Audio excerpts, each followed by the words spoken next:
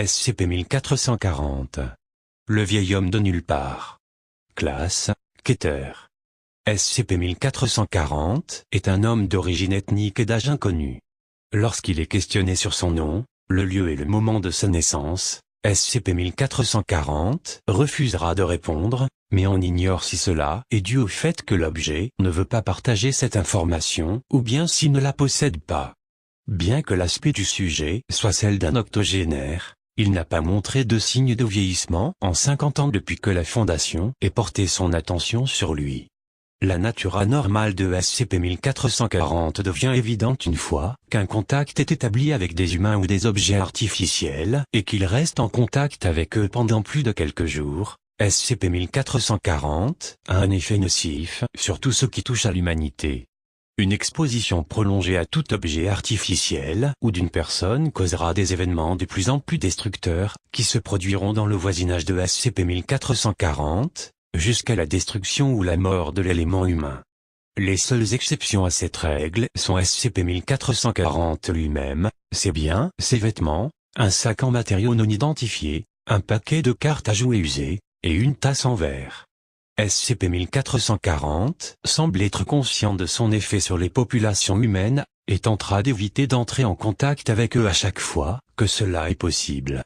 Malgré ses intentions, SCP-1440 est contraint de voyager sur ce qui semble être une route très complexe, ce qui le conduit invariablement à un contact avec la population humaine. La nature exacte de cette route n'a pas encore été analysée avec succès et SCP-1440 n'a pas été en mesure de fournir toutes les informations la concernant.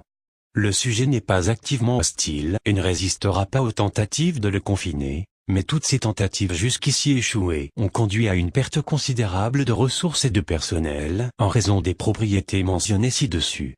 SCP-1440 n'est actuellement pas confiné, son emplacement est inconnu depuis sa dernière brèche de confinement.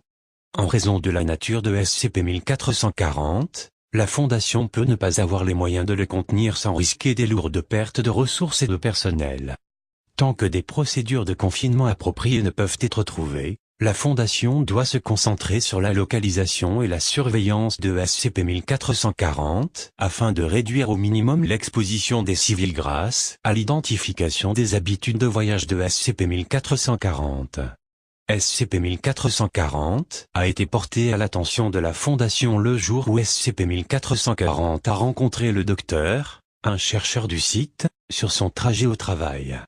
SCP-1440 a montré une connaissance inexpliquée au travail du docteur pour la Fondation et lui a demandé de l'aide.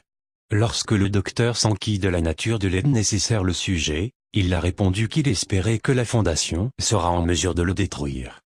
SCP-1440 a été emmené au site pour un interrogatoire, ce qui a conduit à la destruction du site, la mort du personnel et la destruction de 6 objets SCP sur Euclide. Toutes les autres tentatives de contenir SCP-1440 ont entraîné des situations semblables.